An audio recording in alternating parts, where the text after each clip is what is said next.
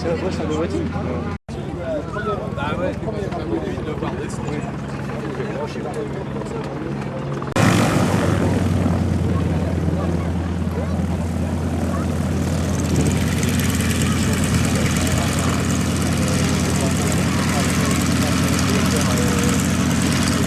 Putain, il a réussi long lui.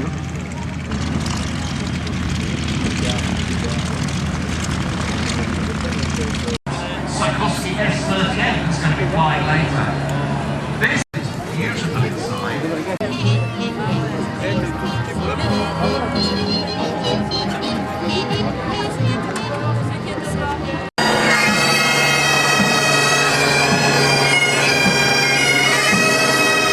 Il était devenu journaliste et puis il avait commenté des meetings aériens.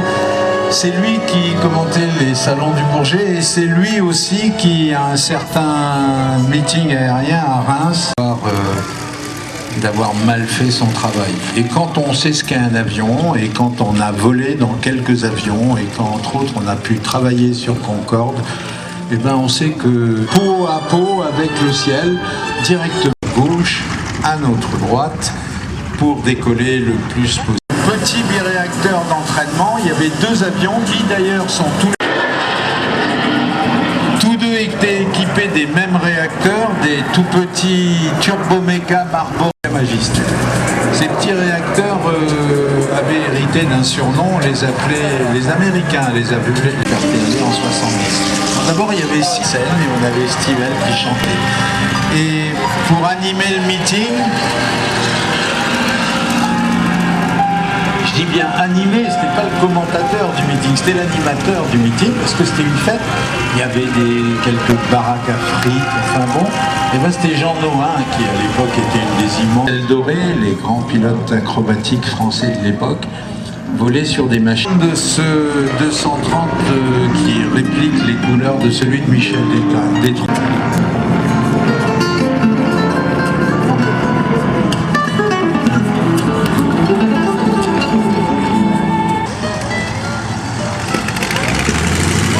On va maintenant poser les deux Morane 317 et pendant quelques instants on va faire des personnages qui étaient des grands noms de la science aéronautique allemande et de la science aéronautique française se sont mis en tête de travailler ensemble. On peut noter les noms en Allemagne de Félix Kraft et en France Roger Bettel.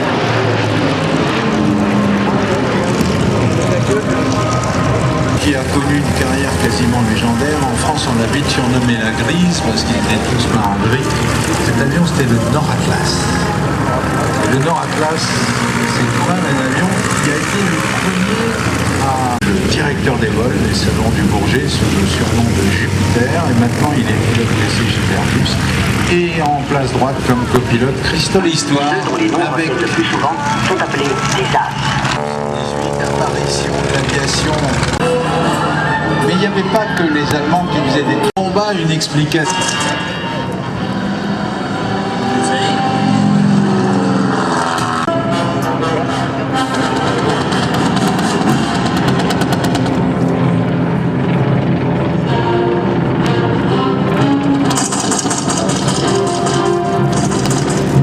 Voilà donc à quoi ressemblait le ciel lorsqu'il faisait beau dans cette région de France et dans l'Est d'ici. Hallucinant et qui en plus avait une sacrée main. 1930s aircraft as these, and so many in one go. La patrouille des Stieglitz, bon, il y a un Stieglitz, celui qui est devant, le leader. Vous voyez son pilote avec son écharpe blanche qui flotte au vent derrière lui et son casque blanc. C'est Jean-Marie Tawil qui est un des grands animateurs désormais de l'amicale Jean-Baptiste Salis ici. Et Jean-Marie est tombé littéralement amoureux du Stieglitz. Il en a récupéré un, cet avion a été ramené. Rigoler un petit peu les gens qui font de l'aviation. Toujours la famille Haviland sévit encore aujourd'hui de nos jours du côté de Limoges en fabriquant de fort magnifiques porte-prendre. Et donc Geoffrey avait entre autres fabriqué ce qui allait devenir l'avion école standard du Royaume-Uni et de sa dépendance et néo-zélandais principalement qui utilisaient des avions comme les Stearman, survivant au monde actuellement. Le monde alors qu'arrive à grande vitesse, qu'on voit voler depuis le début de l'après-midi, notre camion de livraison de parachutistes, qui est donc le Junker 52, qui est donc qui était l'avion de transport standard de la Luftwaffe et qui vient de décoller.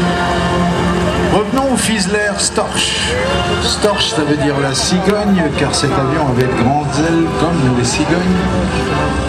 Et le Storch était donc un triplace d'observation. On a au sol, oui, au sol, ils l'ont donné dans la cabine largement vitrée d'un Storch.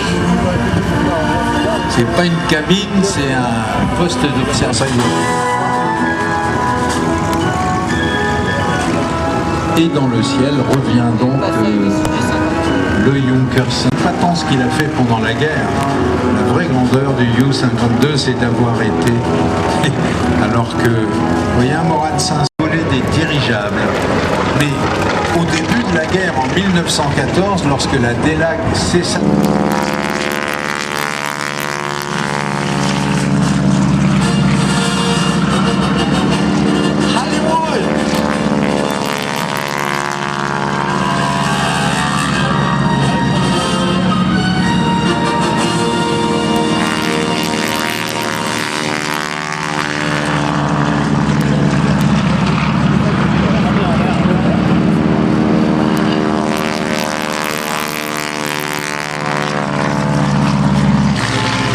On s'y préparait.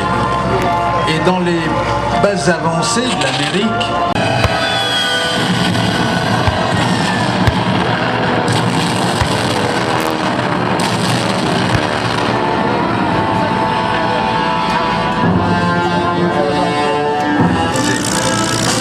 pourtant quelques pilotes américains, dont les 4 joueurs,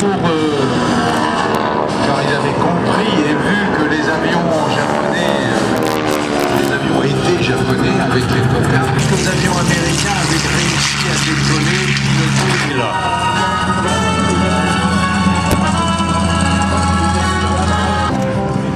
Et dans le ciel, le P-40 reste tout seul. Le P-40 est un avion...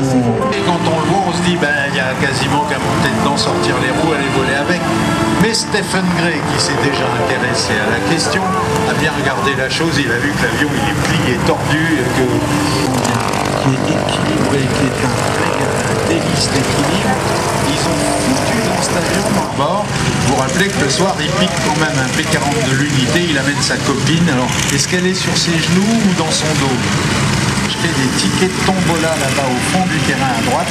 Si vous payez 5 € et que vous avez le bon ticket, tout à l'heure, vous irez vomir en 3 dimensions dans le siège arrière du Yak 11 piloté par ça. Quand on a un peu de vitesse et qu'on cabre, on est un peu au fond du ciel. Sensations jubilatoires. Donc, tombola pour un coup de jubilation en Yak 11 en fin de journée, 5 €.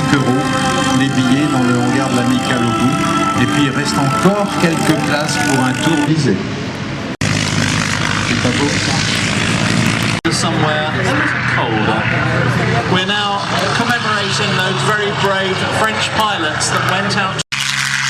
Le Yak était donc les Yak, puisqu'en fait il y a eu plusieurs types de Yak, mais qui dérivaient tous d'un même modèle de base. Au milieu de la guerre, un tout petit groupe de quelques pilotes et un peu de personnes, garçons qui méritent d'être un peu indignés.